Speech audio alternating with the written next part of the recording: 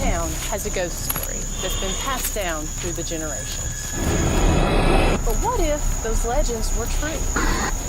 My name is Miranda Young, and I'm the Ghost Biker.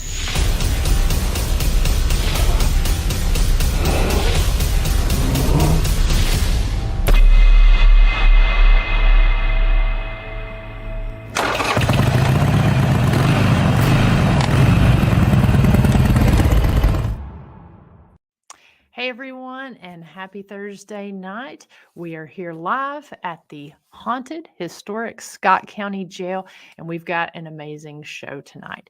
I am the Ghost Biker, and you are watching the Ghost Biker Garage live, and we're wrapping up the month of August here with a great show with some great things going on, leading into Labor Day weekend with some fun and interesting things here at the jail, as well as we've released some really cool events and the links where you can purchase tickets to some different Ghost Biker events.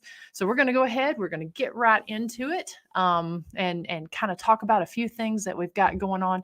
First, I want to say hello to Miss Susan Purcell. Thank you much for watching.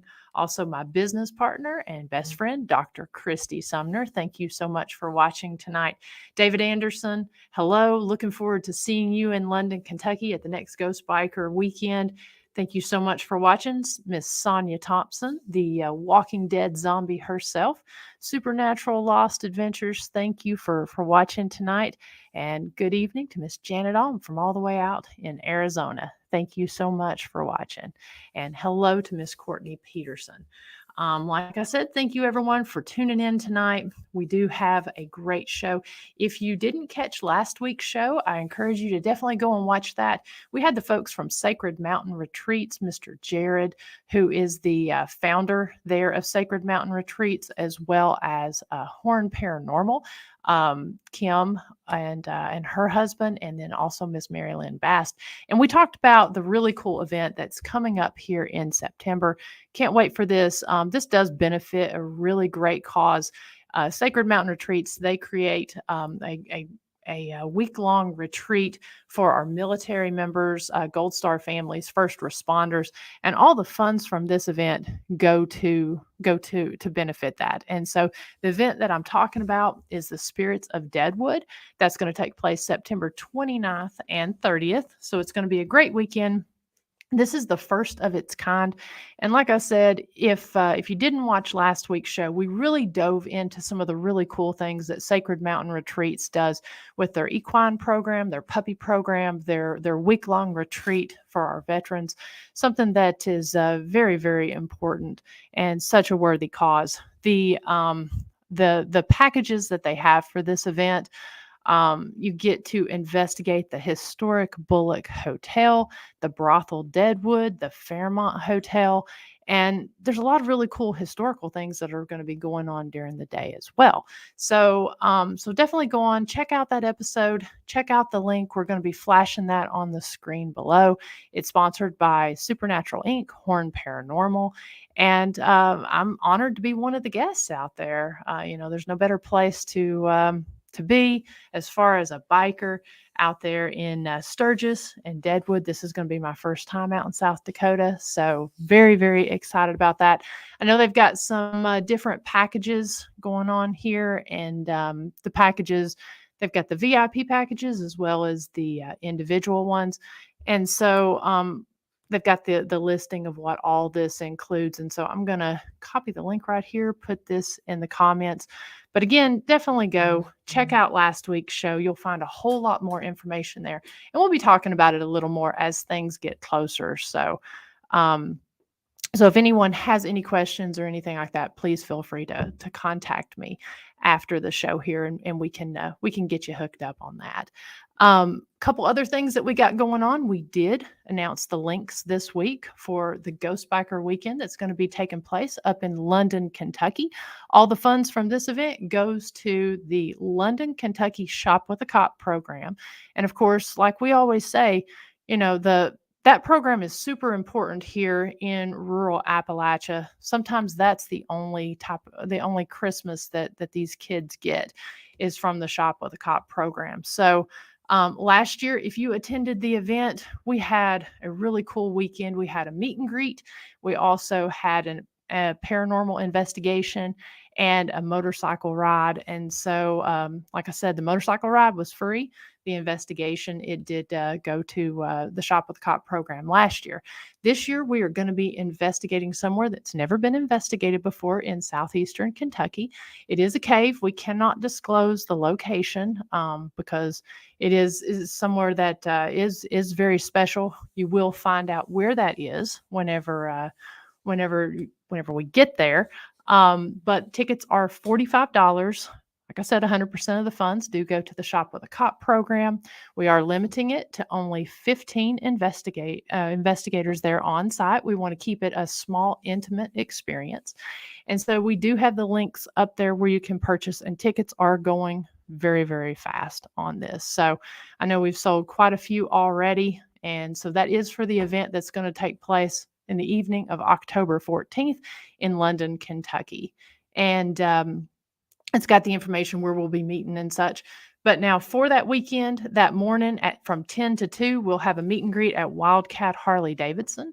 And then we'll have a little break. We'll do the investigation. And then on Sunday, let me get this one pulled up.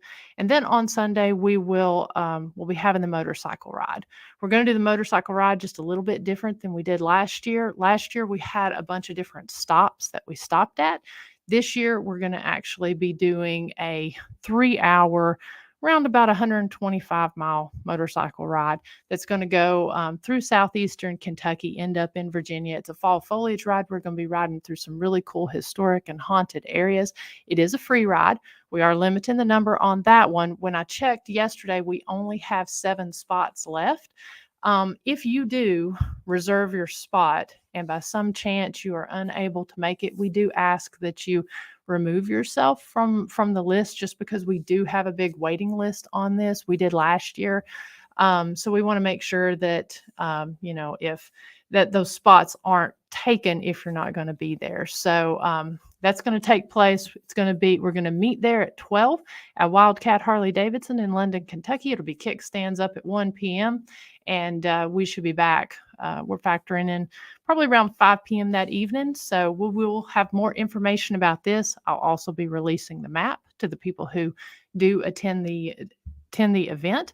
And we'll be talking about some of the different haunted and historic places that we'll be visiting. So definitely want to go on there and and book those spots, because that weekend is filling up really quick. A lot of free, fun things to do, as well as, again, some things for a good cause. We do also have a link for that, to where if you can't attend the event and you do want to donate, we will have that link up there as well. And we'll be posting a little more information about it, some videos and stuff like that from last year's event. So very, very excited to be doing this partnership with Wildcat Harley Davidson and the London, Kentucky Tourism Commission. We're going to have those folks on the show here next month so that we can talk about some of the really cool things this year, because last year was a total blast. And so we're really excited to be doing it for a second year in a row. Also, just a couple more little things before we get into it. Labor Day weekend coming up. We are going to have escape rooms open all day long on Sunday and Monday here at the historic Scott County Jail. You'll be able to come in, book your spot. It's an hour-long spot for 4 people. Come see if you can escape from one of our jail cells, and take one of our tours. We've also got some flashlight tours and such that's going to be going on this weekend. But we do, the escape rooms is something we're going to have all day. Normally we have 3 open a day, 3 slots, but we're going to have it open all day. So definitely come on there, check that out. You can find out more information on that at historyhighwayshaunts.com. And you can go and you can look at either the jail's website, or you can look at our newest location, the historic village of Rugby, on there. And, take one of our lantern tours. We did actually just open the tours there for September and October for the village lantern tours, as well as our cemetery lantern tours. The cemetery lantern tours is something we've been we've been talking about opening up for about a month now, and just because of scheduling conflicts and stuff, we've not been able to do that. So we're very, very excited to actually have added that new tour on there. That's going to start mid-September, and it's going to run through the end of the year. So get on there, book your dates, and you can do that on historyhighwayshaunts.com if you go to the Rugby page. So I think I know we've covered a whole lot of things over the last little bit.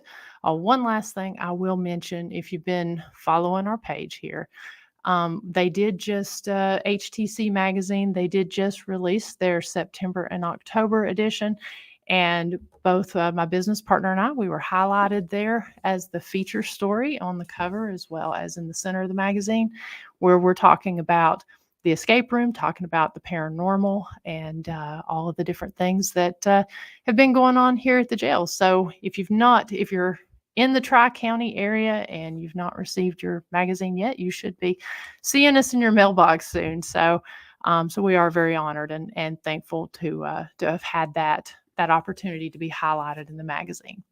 Okay, so like I said, we've got a really interesting show tonight, and I'm very honored to have tonight's guest.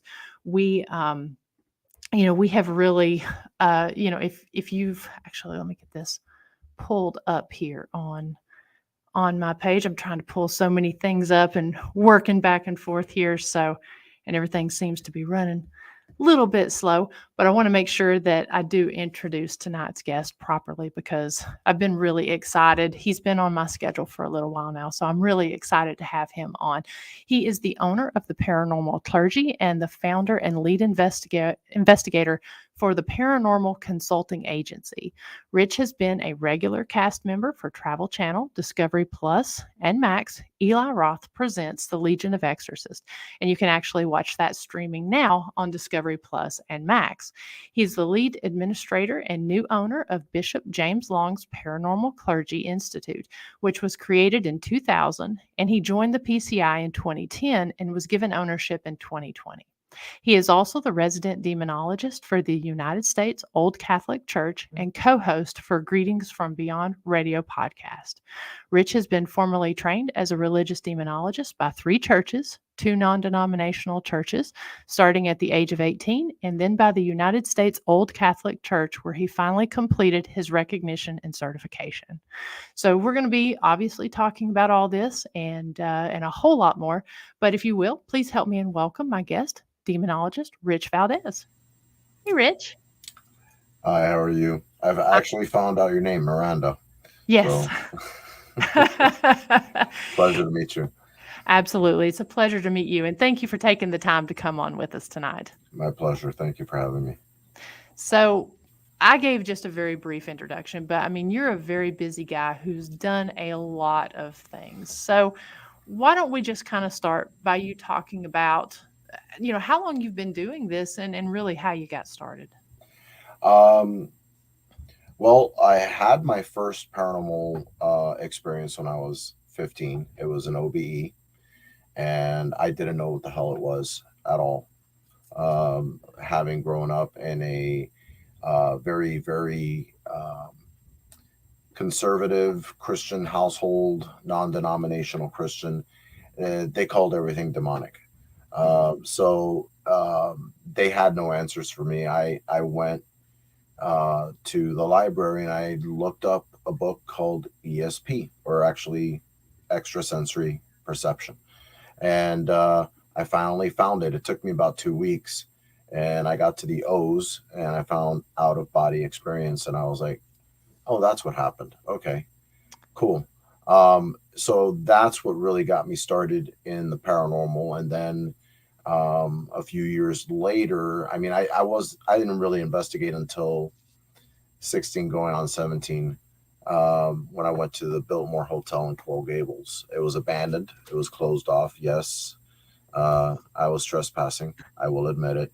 Got no evidence. I went in with my Polaroid camera. I went in with my tape recorder. Yes, there was tape back then. And I'm kind of telling on my age there. Then at 18, my pastor, Frank Marzullo, reached out to me and said, hey, I've noticed over the years as a kid growing up into adulthood now, you've always had an affinity for anything that had to do with angels, demons, and whatnot. How would you like to be a demonologist? And I mentor you. And I was like, what the hell's a demonologist?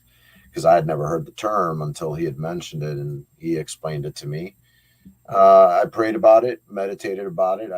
He really stressed to me that this is a calling. This is Hmm. just not something that like a class you can take in college or Right. anything like that. It's sanctioned by the church. And I said, sure.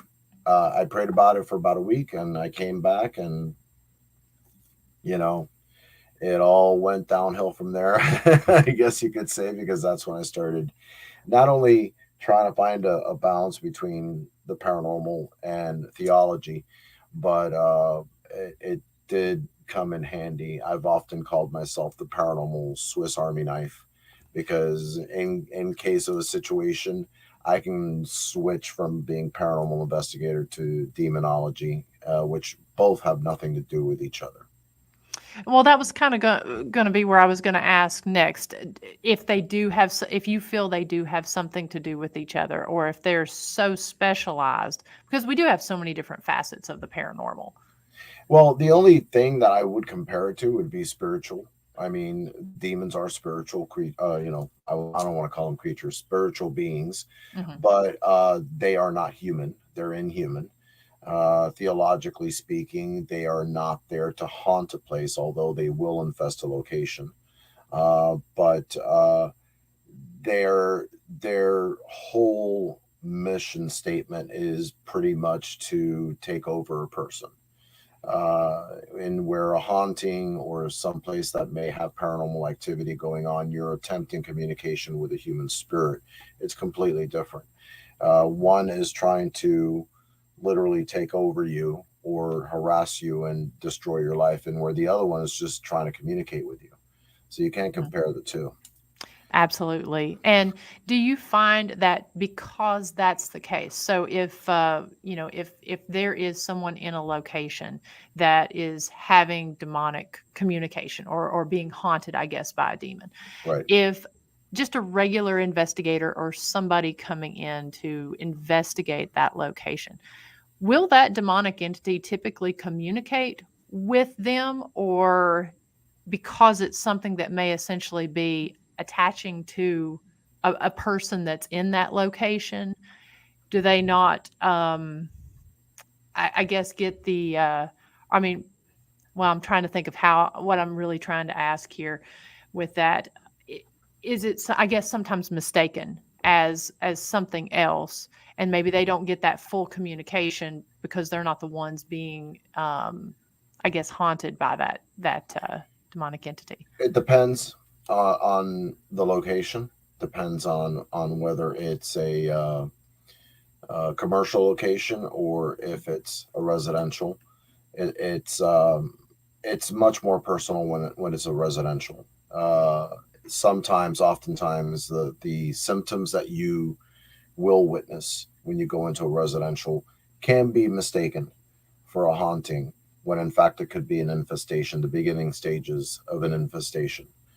Uh, but in a commercial location, which there have been a few that I've known of that have been well known and reputed to have demonic infestation, those are locations that I haven't gone to many. I've gone to many, maybe a few, Mhm. um, but I've seen that the ones that usually get harassed the most are either people like me, Mhm. or think of it kind of like watching National Geographic. You see uh, the hyenas.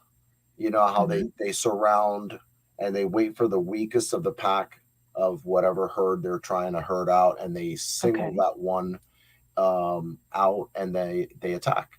The same with lions. And that's something that I've noticed.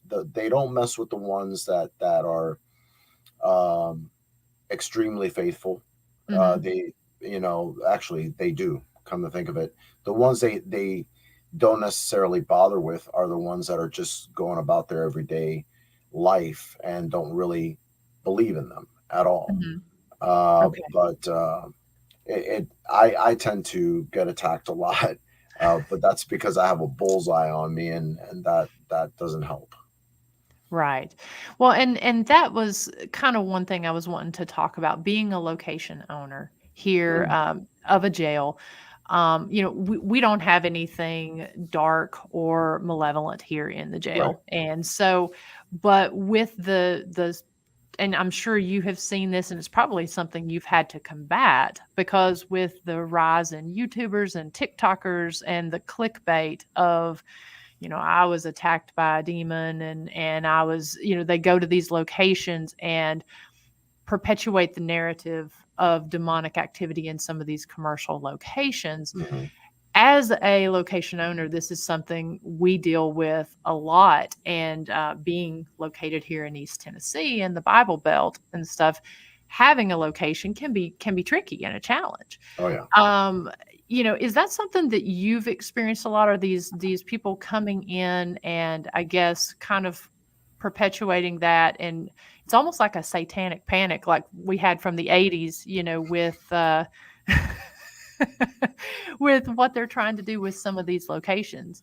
Do you find it to be more rare that these commercial locations do have what some of these people are finding to be demonic, or they're saying to be demonic? It depends on the investigators. Yes, that goes down the whole spectrum. Whether it's everyday investigators like ourselves, Mhm. or people that are on TV like myself, but at the same time, uh, there are a few shows that will make a mountain out of a molehill, Yeah. and there's really nothing there at all. I've watched a lot of video on YouTube. I've seen TV shows where I'm like, the hell are they doing? Why are they Mhm. screaming demon when there's really nothing there at all? And having the knowledge I have, I know what to look for, and I'm like beside myself saying that's so far off demonic. Mhm. That's just I would say a really pissed off ghost, and I'd be pissed off if I was going in there and provoking. Yeah. It's kind of like someone walking into your jailhouse or into your home and saying and screaming and hollering at you, and then walking right back out again. You'd be pissed off. You'd be Yeah. telling them off, and that I think that a lot of times that is the perception that people get because it's the approach. If you approach any location, I think the one place that everyone knows that would definitely have demonic infestation going on would be Bobby Mackey's. Mm. One place on my bucket list that I still want to go to, even though Bishop Long keeps telling me, "Don't you dare go." And I'm like, "Look, man, I've always been one of those that I'll go. I'll be there, and if I'm invited, I'll go." But that is something that people need to be aware of. And if you're going to go into a location like that, Mhm. be prepared. Whatever you believe in, make sure that you're holding on. Clutch of pearls, whatever you got to do, and your crucifix. Mhm. Just do what you got to do to protect yourself because it can happen to anyone. If it can happen to me, it can happen to anyone else. Yeah. So let's talk briefly about the difference in a demonologist and an exorcist, in Okay. case someone here doesn't know what is the difference between the two, and is there a difference? There's a huge difference. Yeah. Well, having been indoctrinated in non denominational Christian church first, two of them. Um, with them, I was trained to do deliverance prayers, which in a way is kind of like an exorcism, but not quite. The exorcisms are reserved for the Catholic Church, Okay. and deliverances are for everybody else. And in case break glass, in case of emergency, in case of fire, I have been trained to actually do deliverance prayers, but not an exorcism. When it comes to demonology, the actual term demonology is the study of demons. There's two different ones. There's demonology. Demonology actually stands for conjuring. Okay. Demonology is actually the study of, and that is usually reserved for individuals like myself. Case in point, when it comes to me now working with Bishop Long in the United States Old Catholic Church, if a case comes in and it's believed to be infestation, oppression, possession, whatever the three stages may be, we have protocols. And the protocol, first and foremost, has to be if the person believes to be possessed, that's usually a red flag. Okay. I refer them immediately to Leslie Cody, who happens to be not only a demonologist whom I trained, but also a trained mental therapist. She actually Mhm. is a psychologist. We need to rule that out first and Mhm. foremost, because the last thing you need is a liability lawsuit because someone actually was mentally ill, not on their meds, and bam, they hurt themselves or worse, their family and themselves at the same time. And once that's ruled out, I go in and I do testing. I can't go into detail as to the testing because that's Mhm. between the church and I and what I've been trained to do. Mhm. And if the person fails the testing, I then write a report, send it into the clergy, which is happens to be Bishop Long, and he then takes it over from there. So that's how it works. That's the protocols and the pecking order upon which it works. So my job is really not to do exorcisms, but if Mhm. need be, I can break the glass and do a deliverance, which is Okay. totally different. And it's the same thing, but it's different. And but usually I have to follow protocol with the United States Old Catholic Church and let clergy take over. And that kind of leads to the question that Nancy Weems had. She asks if you've ever come across an individual possession. Yeah, my girlfriend. Um, and in fact, that was what was premiered as my story on the Legion of Exorcists. And I think that's a good thing to a good time to kind of segue over into that. So I'm going to actually find the trailer for that for the actual show, Okay. and then I'll pull up the trailer for when was yours released? You said it was It was the last one. okay. Yeah, because I came out a month and 2 weeks in before they started filming, so they were only able to take one of my stories down. So Okay. yeah, So I'm going to find this right here. And if you don't mind, just kind of talk about Eli Roth's show sure. that you guys are on. Basically, the whole show is not through the eyes of paranormal investigators. It's through the eyes of theologians. A lot of people, when they tuned in, they were hoping that it was going to be something like paranormal shows that they see nowadays, but they were caught off guard when all of a sudden they saw that we weren't. I mean, I am, and I know Bishop has done some investigations, but everybody else on there really has not been a well seasoned vet when it comes to paranormal investigations.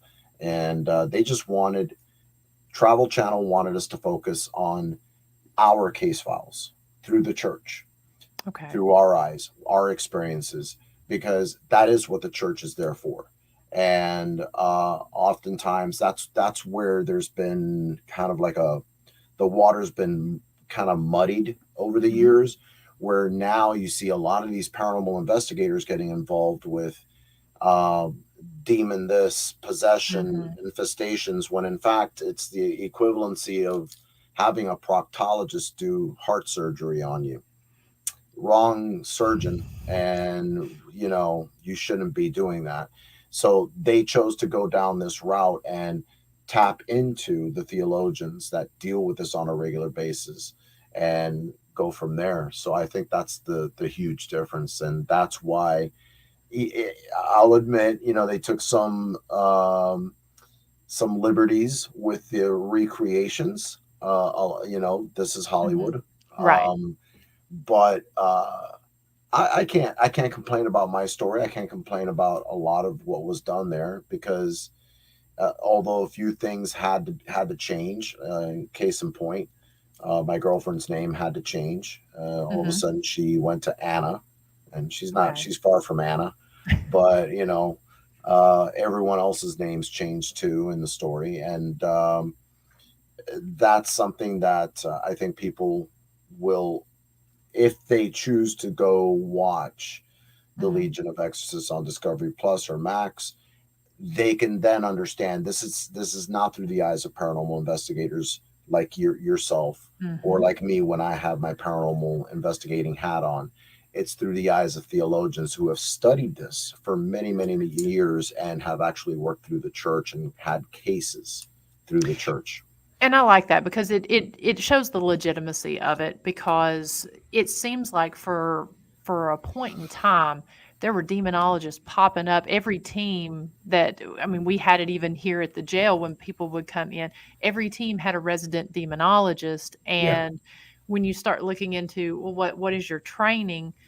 They read a book, or they just found it interesting, or and it's, I guess a calling It's all has to start somewhere. supernatural.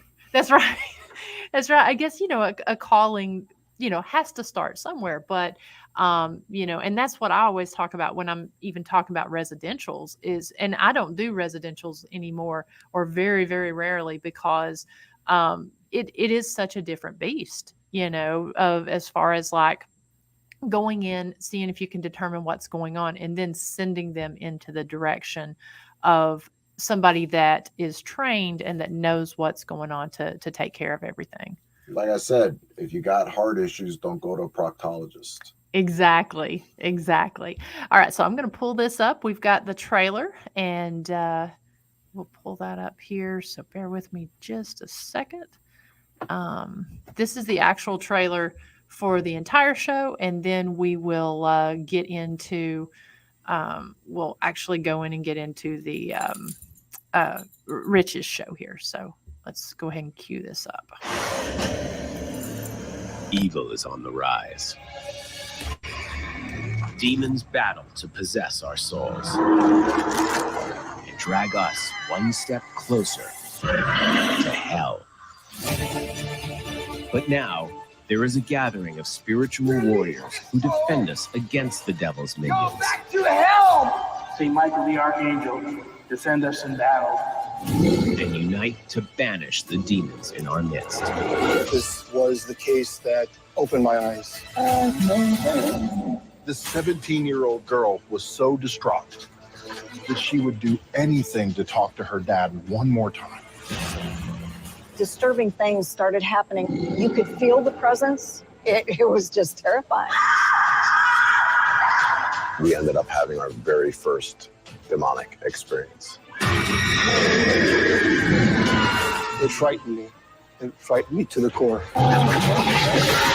Demons wait patiently for the ultimate checkmate, the rise of the Antichrist, which will lead to the final battle between good and evil. Until then, the spiritual warfare will continue. These are the true stories of the Legion of Exorcists.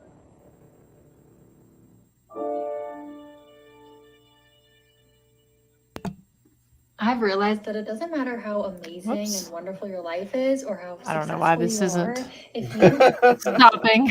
I don't know who she is. That's a great looking trailer. Yeah, I mean, I gotta hand it to Hollywood. They have great special effects, and I didn't see anything from the show until it actually aired. And even then, I needed my son to bring his iPad because I was in the hospital June 1st when it first aired with pancreatitis. You know, it wasn't a coincidence, but because of him bringing the iPad, I was able to watch the premiere. And ironically, the night that my story aired, my dog ended up getting really, really, really sick, and we had to take him to the hospital, and I missed that too. But needless to say, everything happens with reason. Because like I said earlier, When you're a demonologist, when you're in a theologian, when you're in clergy, you have a bullseye on your back, guaranteed. Absolutely. So, yeah, that's been an ongoing thing in my life, and it's become a pain. Yeah. I mean, again, for the way I see it, for anyone that is interested in demonology, they need to know what they're getting into, because anyone that I've ever spoken with that's a demonologist, it's not as a lot of people think, as glamorous as or as exciting. I mean, it's pretty downright scary. There's nothing glamorous or fantabulous about it. In fact, um, if oh, hi Beth. Well, haven't heard from her in a minute. Love you. Love you right back. And it's there's nothing glamorous about it. It actually, in fact, something that a lot of people don't know about when it comes to the history of um, demonologists is that back, I'm talking thousands of years ago, when they would call a demonologist or a priest, they had to actually take an oath of celibacy to never have family around them. That's why celibacy exists. Uh, because, and they had to actually be approximately 3 miles away from the actual village that they were sent there to guard over, because what they bring with them, Okay. they always have a target on them, and they were only called in to either minister. Sorry, I don't know why this didn't stop. I was trying to queue up. I think my computer is getting possessed here. Anyway, See, please go on. it's not the first time this happens, and I apologize in advance. So yeah, they were sworn to never have children.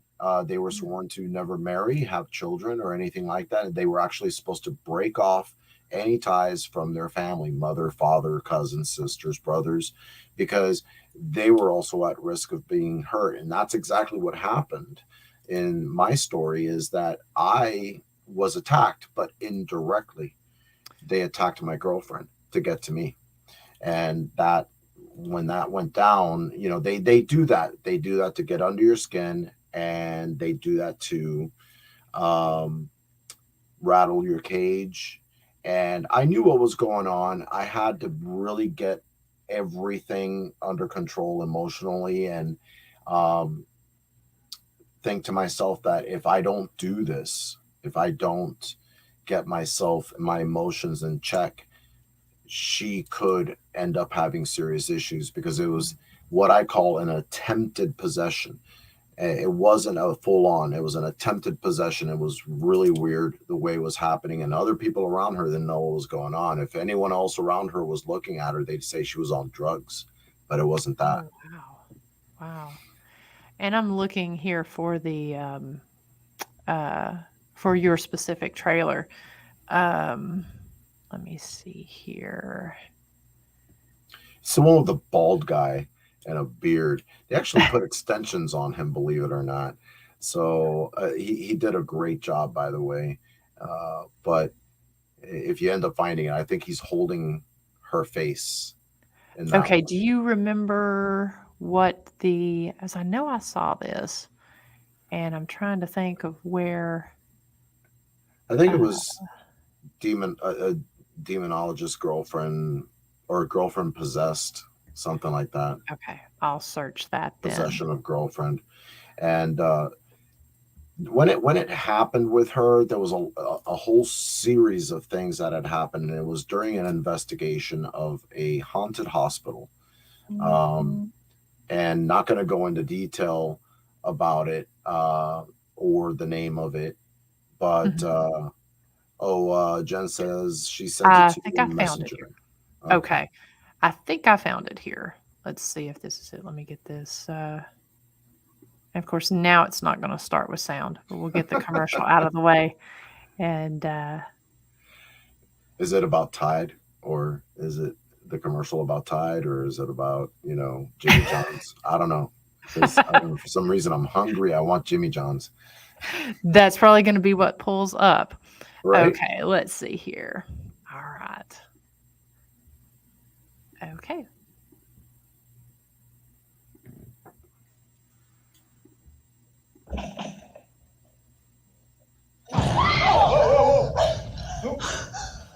Anna. Okay. So we opened the door to check and see, and we even asked the people down the hall, which wasn't that far away. I'd say about 8 feet from where we were. And then we said, "Did you guys hear that?" And they said, "No, we didn't hear anything." So it was an isolated incident. Well, I had no idea that in that time frame that I was investigating for about 25 minutes, my girlfriend was actually trying to call me. At that time, she let me know someone had actually been attacked. William. Hey, buddy. William. What happened? Is everything all right?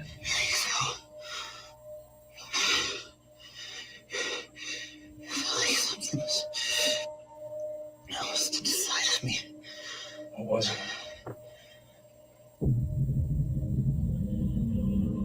William looked shaken, visibly, and he was sweating, cold sweats. I was genuinely concerned for his well-being, but once I asked him a few questions and I knew that he was not taken over, I felt it was safe to start trying to find out exactly what happened to him. Did it attack you? Huge. Felt dangerous. Look at me. It was a demon. It tried to take you over. Okay? It did. You're gonna be all right. Okay? Do you know what they're reading? Do you know what it was? What did the meter say? Did it say above 5? Did it say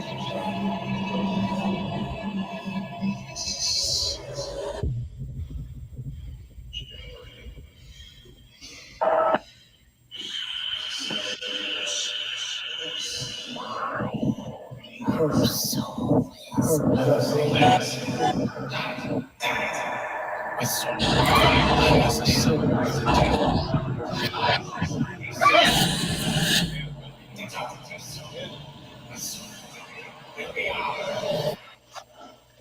You okay? what? What's it? Huh? What happened, baby? And that's when she started acting weird. She started shaking, and I was like, "Are you okay?" She told me what she heard in the EVP. Then that's when she started feeling really scared, jittery, and out of control, like she didn't know what to do next. And she said it felt like she wasn't there anymore.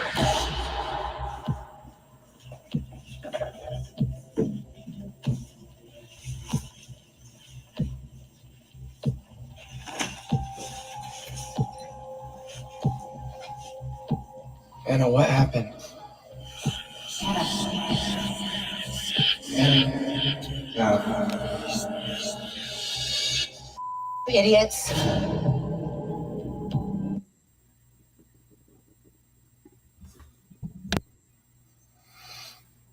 Kind of sort of what happened, but of course, with a few liberties they took there. Okay, the individual that had the spirit go through him at that time, I didn't know it was demonic, just for the record. We thought it was just a spirit. He had seen it go from one room, one of the hospital rooms, through to another hospital room. He decided to go down the hall and look in one of the rooms, and that's when it came back through him. And I was like, okay, this is really weird. And when I finally got called out to him, there was a lot that had already happened. By that time, by the time I got to, ironically, Jen, not Anna, who happens to have been the victim, she had already listened to the EVP what she heard in that EVP really was insignificant. It wasn't what they put in there, but in the recreation, but it was, yeah. And like she said, she still has issues to this very day. But I can't even go, I'm not even going to go into what it said because it affects her still to this day. I remember her telling me.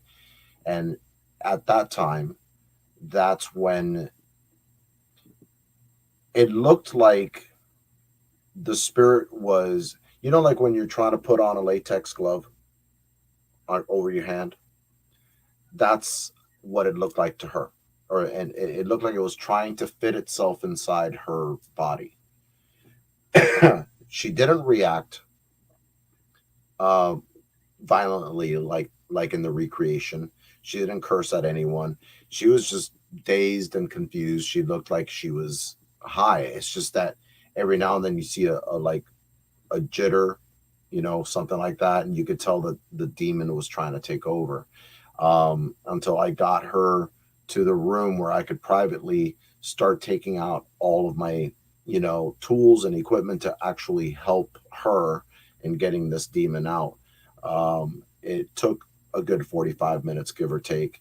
And even then, it still came back, by the way. About a few months later, it came back, and it did a doozy. It really did on her. Can't hear you.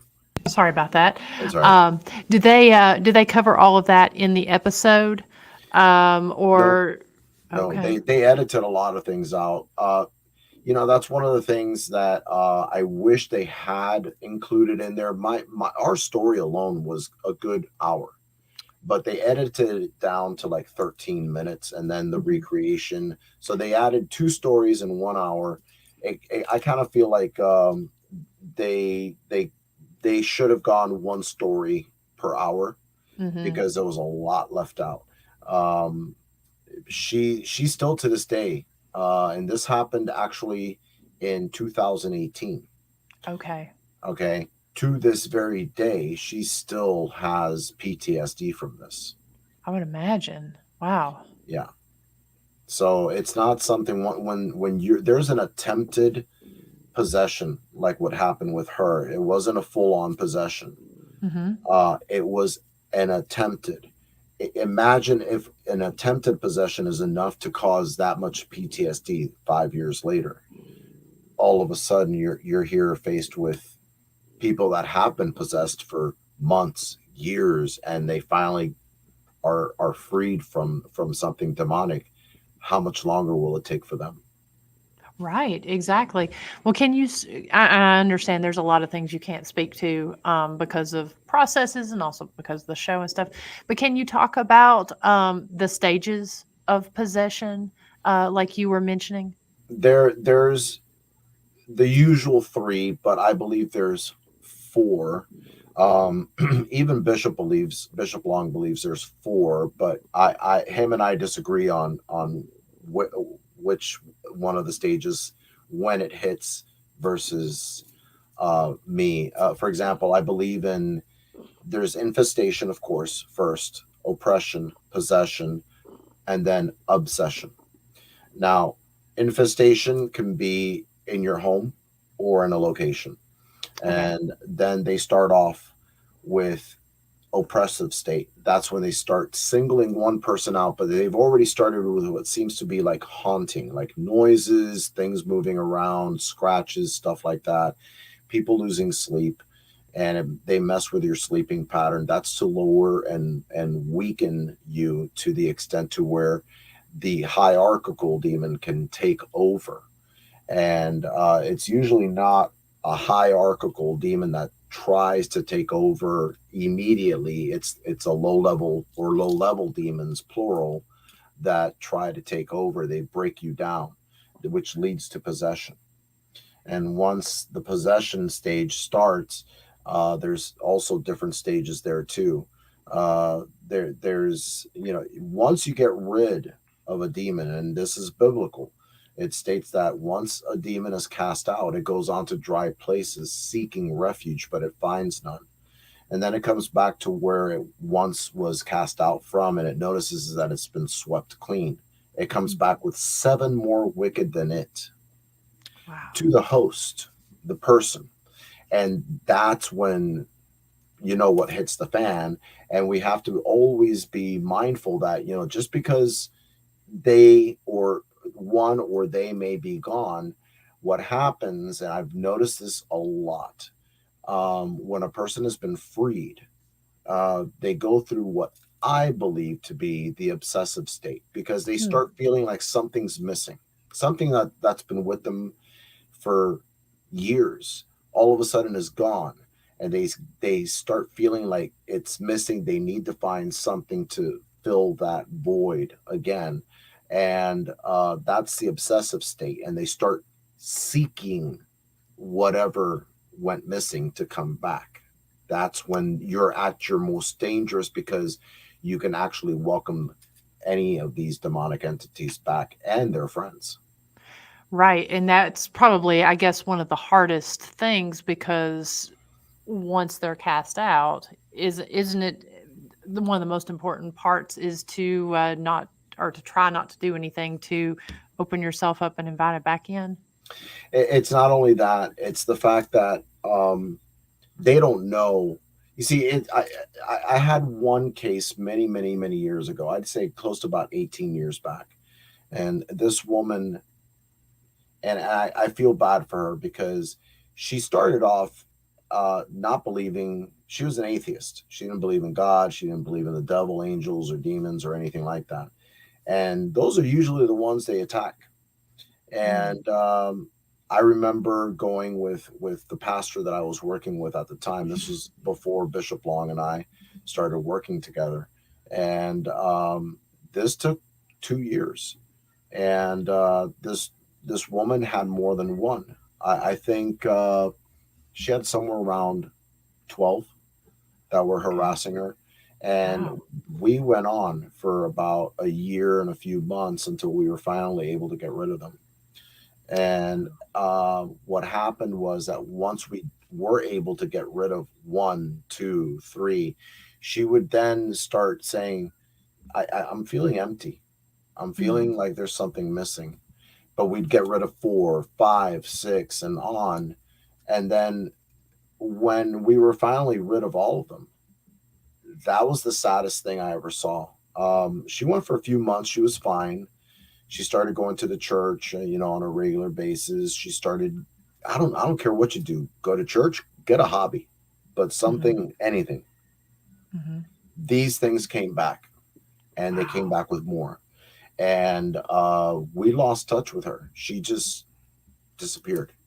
We never saw her again. And it's a shame. I still to this day wonder whatever happened to her. And there's so many cases that I've had over the years where we were about to be able to help someone, and they were ready to go, and we were there and we were helping, and then all of a sudden, no text, no call, no email, nothing. They just, I actually have gone to their homes and they're gone. Like the house is empty, no furniture or anything. It's like they up and left. So it's almost as if the demon or demons with that individual knows what's coming, and they remove the host so that you can't bring God into the situation to remove them from the host.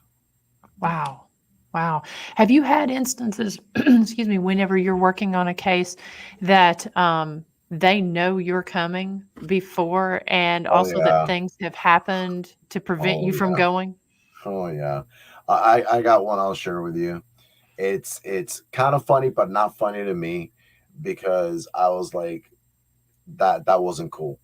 But okay, we had a case, 2 paranormal investigators, one in particular, and I knew what her problem was. She had drug addiction.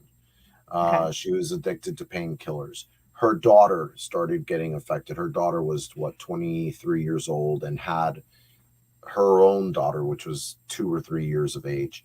And we were in agreement. We needed to go there. We needed to help, but we also needed to make sure that we addressed everything in order. So the first weekend we were going to go, and we were going to go on a Saturday. Friday, I had landed in the hospital, and I landed in the hospital with a case of diverticulitis. Mm. And I was in severe pain. Didn't get out till Sunday. We had to postpone till next weekend. Friday comes around, just the day before. I land in the hospital again. Kidney stones. I was like, you've got to be kidding me. So we had to postpone yet again. All of a sudden, the next weekend, I land in the hospital again. This time with diverticulitis and kidney stones at once. And I was there Thursday, Friday, Saturday, Sunday, getting out Sunday. I was like, look, I'm sorry, but we're going to try again. We finally, on the fourth try, were able to get out there. But just before we headed out, I ended up finding out that the psychic medium I was working with at the time, and also the she was our EVP specialist, had an abscess tooth. And I mean abscess tooth, she looked like she was a hamster hiding food in her cheek, abscess tooth. And I was like, girl, we shouldn't go. I'll postpone it. And she's like, we've already postponed 3 times. We can't postpone a fourth. This is ridiculous. Or I'll deal with it. More like, I'll deal with it. It's like, oh, all right, whatever. We went 2.5-hour drive over. She's in severe pain. She's taking Advil, Tylenol, everything. We get there. Now, Superman had kryptonite, right? Well, I ain't Superman, but I got some form of kryptonite.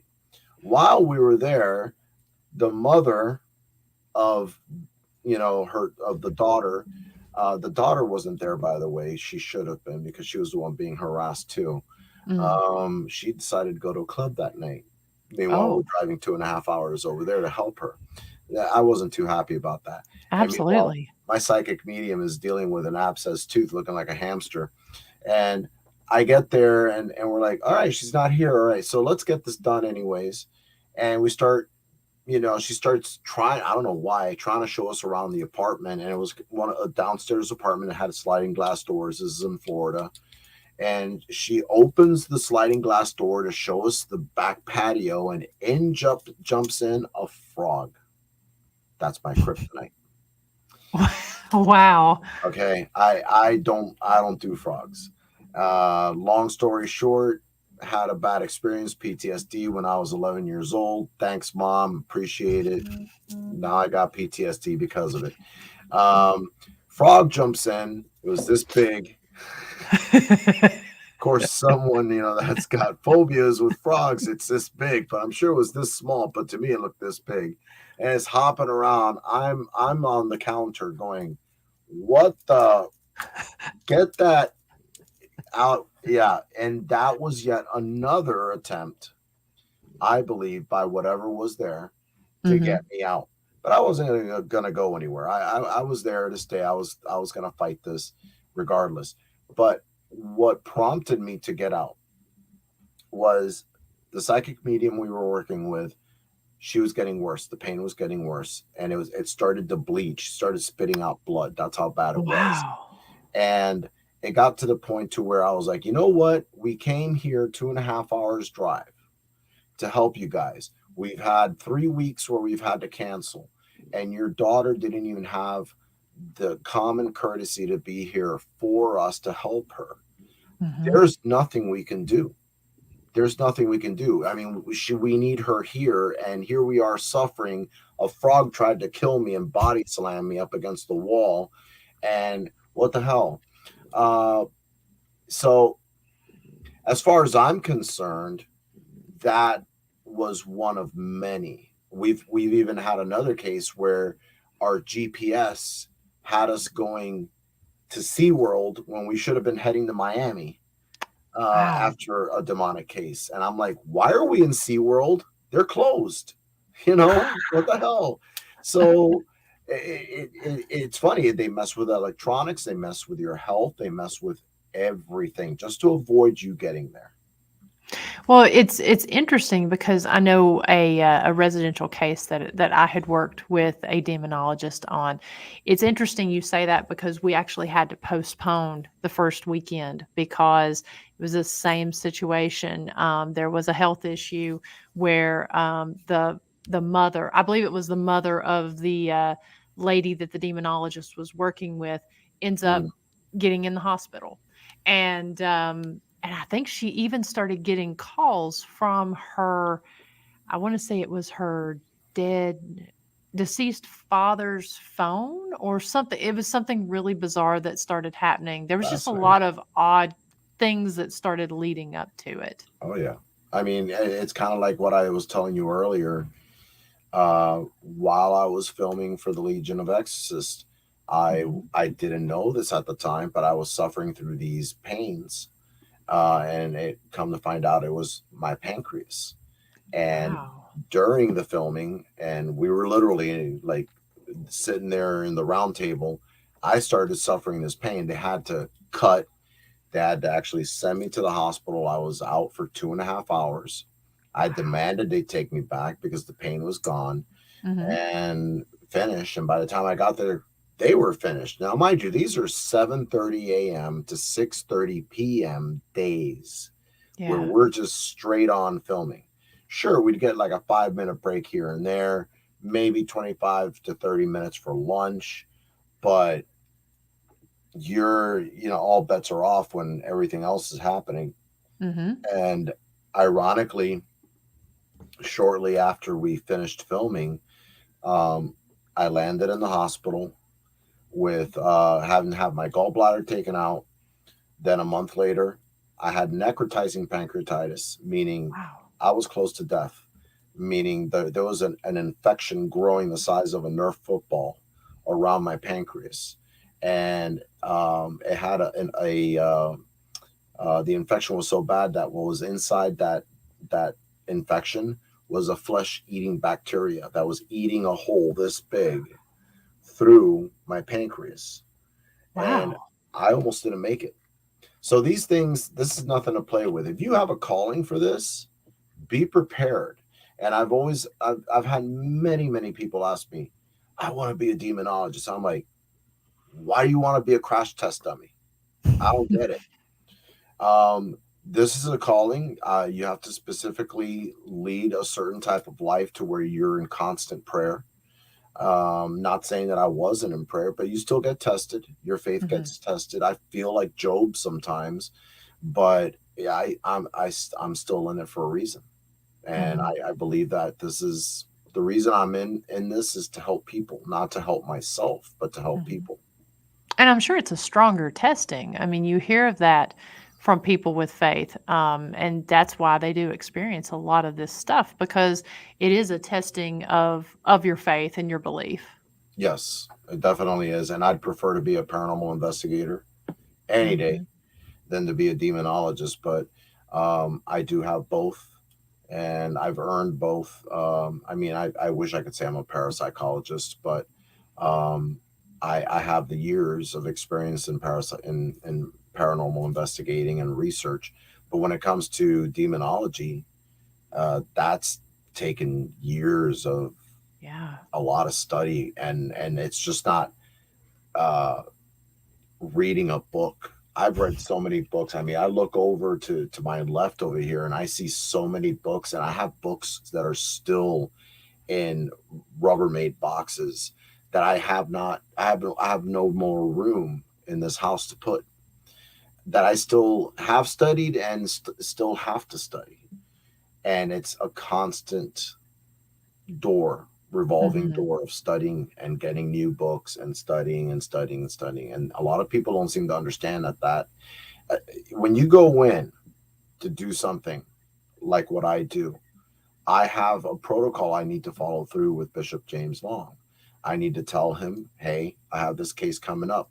He needs to put me in prayer from beginning while I'm going through it.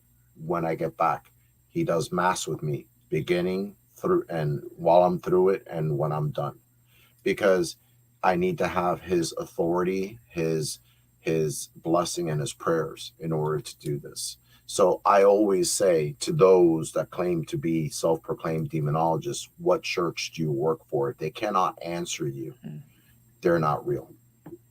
Yeah. And anybody having any issues, is the first step to reach out to the church. Is that what someone needs to do if there is a suspected, or if a team has come in and they're suspecting something to be demonic? Is it to go through the church? You know, the reason Bishop Long started the Paranormal Clergy Institute over 20 years ago was for that very reason, because churches were turning down paranormal investigators and teams. They didn't want to have anything to do with this. So him being a priest at that time and also bishop later on, he started providing service, clergy, to be made available to these teams. And he, in 2020, gave over the Paranormal Clergy Institute to me, full ownership. He said, Rich, you've been administrating forever now.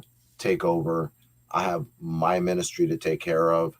You do this. I was like, okay. So I've been doing that ever since as well. And we have teams that go in, they investigate, they gather data and evidence, and they send it back to me. And then I decide whether to send clergy in or not. So it's kind of like a symbiotic relationship that has been developed over the years. Okay. Okay. And so we have, I was just kind of looking at the comments and questions over here. And Daryl says he found the show and he'll be watching it right after the podcast.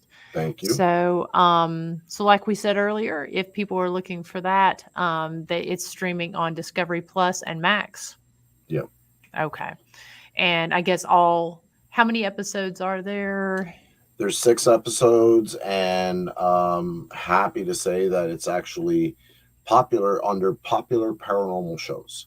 Okay. So when you go to travel on Max, you just go down to where it says popular paranormal and keep going to your right and you'll find it.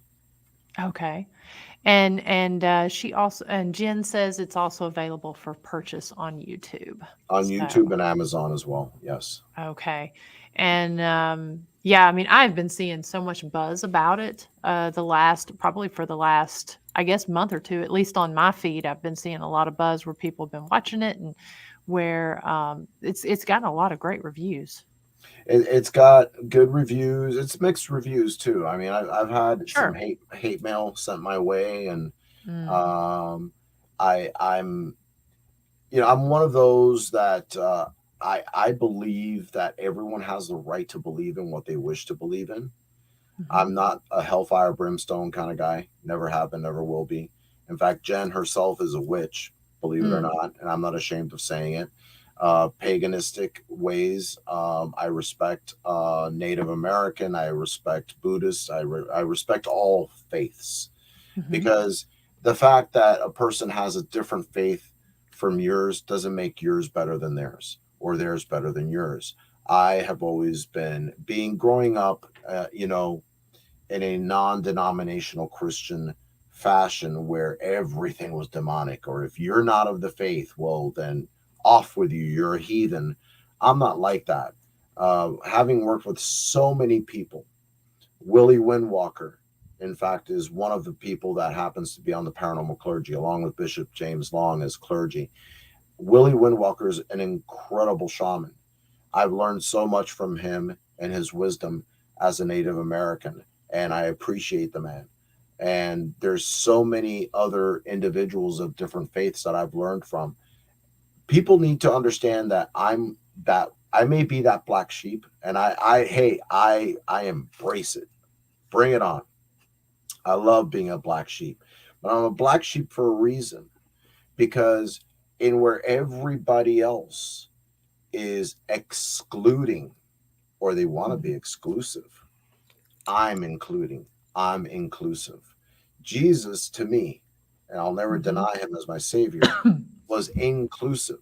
He preached to the lepers. He preached to the prostitutes. He preached to the poor. He preached to everybody. He didn't care who you were.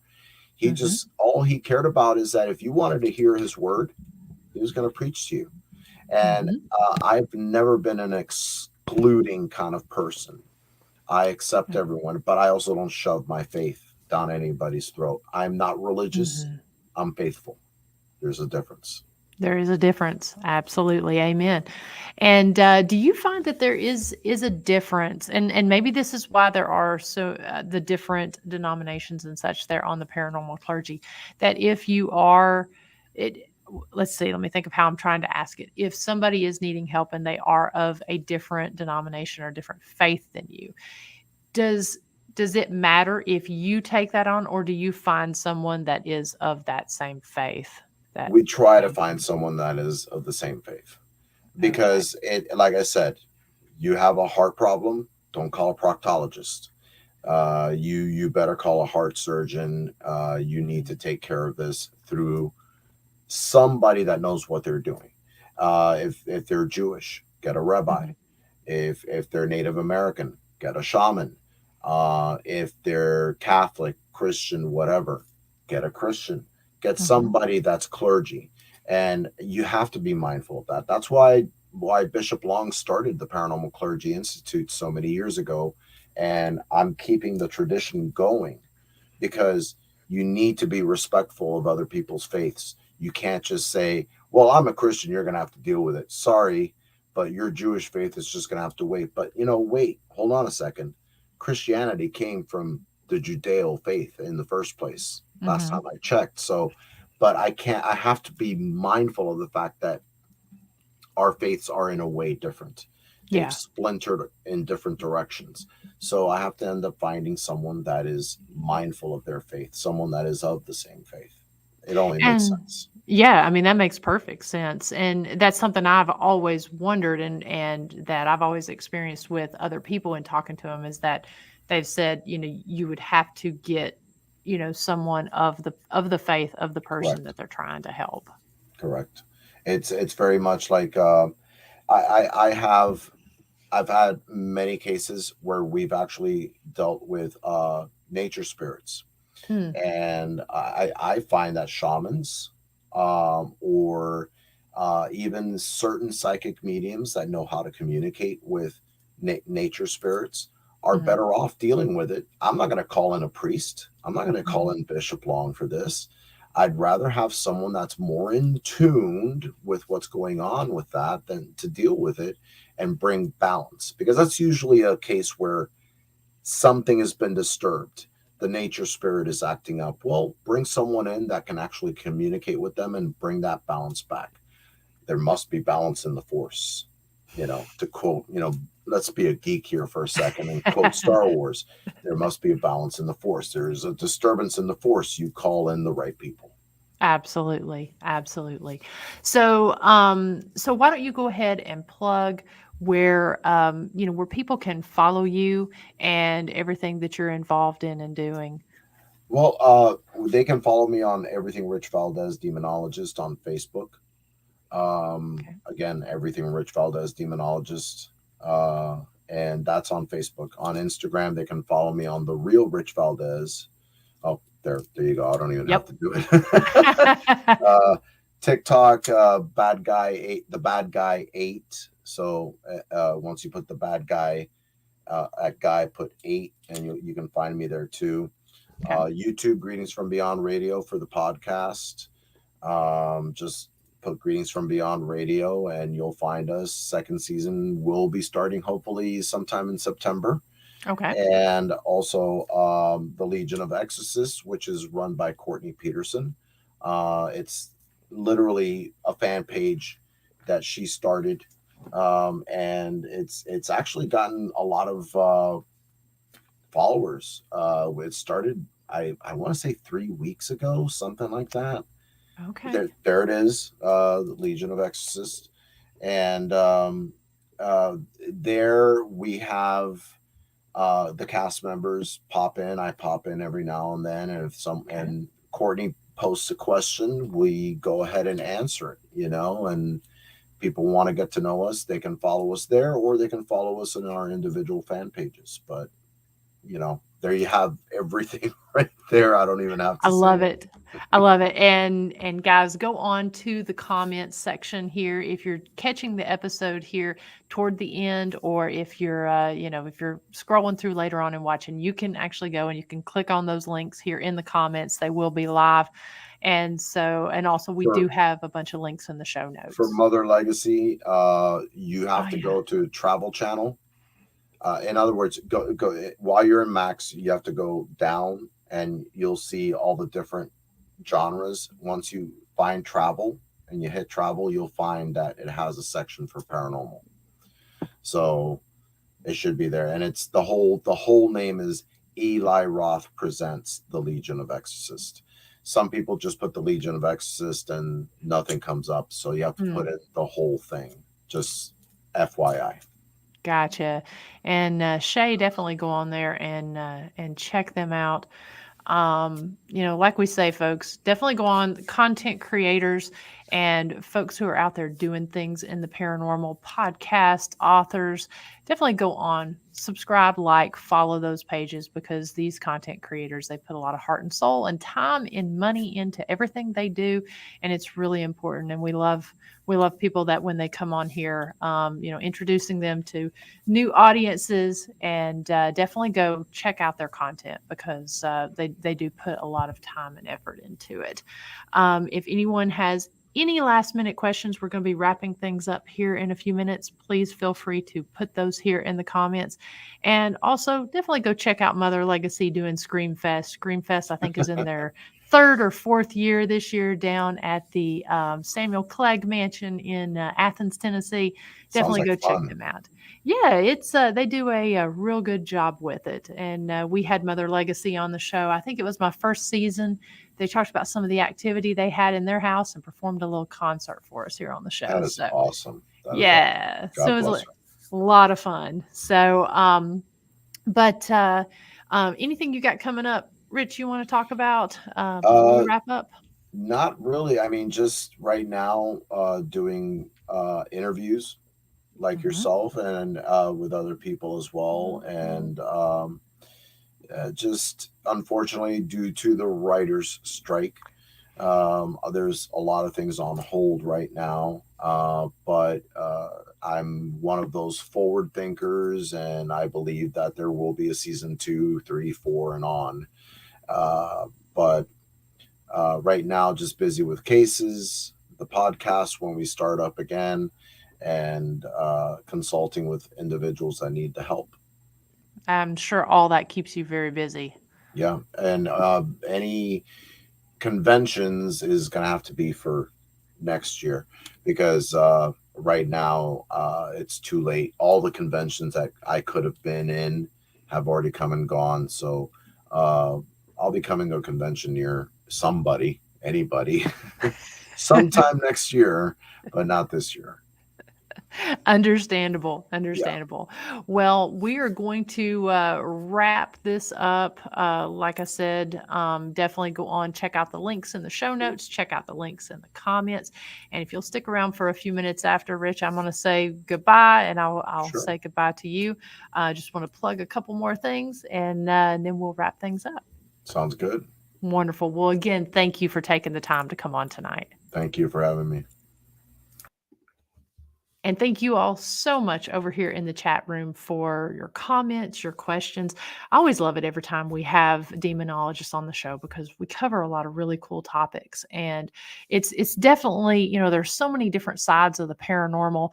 And with this side of it, it's one that it's so different from the other, coming at it from what we do from a more historical side and some of the local legends, but really talking about the more serious side of things. And like Rich said, the paranormal and the demonology side of things, they are very different. But we definitely love having that conversation. And like I said, thank you all so much for watching tonight. If you're a night owl and you're staying up late, I am going to be on a podcast here in about 40 minutes. Let me go ahead and pull that up. I wanted to plug that at the first of the show here. I am going to be a guest on Greg Bacon's Ghost Box Radio, and that's going to be coming up here at 11 p.m. Eastern time. I think it starts just a few minutes after. We're going to be talking about the historic Scott County Jail as well as Ghost Biker Explorations. We're going to be playing some different evidence clips that I've sent to him. Very excited. We had Greg on the show. I think we had him back in April here on this show, and exciting news for him. His show got syndicated, and so he is on AM 950 The Voice, and you can also listen to it here on Facebook. And so we'll be talking about some really cool things. And let me pull this up here. I will post the link here after the show, and actually I'm going to go ahead and paste that here into the comments. That way you can click from there.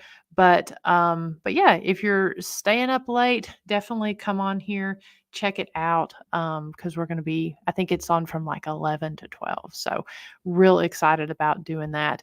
And then also, like I said, we do have a lot of really cool things going on here at the jail.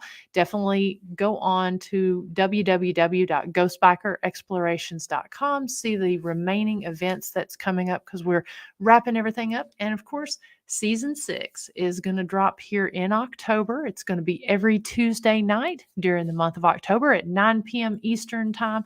And we've got some really special things planned for this season. The new trailer for the season is going to come out here, I think, in a few days. That new trailer will be out. So be on the lookout for that, as well as some other cool things that we've got going on here at Ghost Biker Explorations, as well as here at the historic Scott County Jail.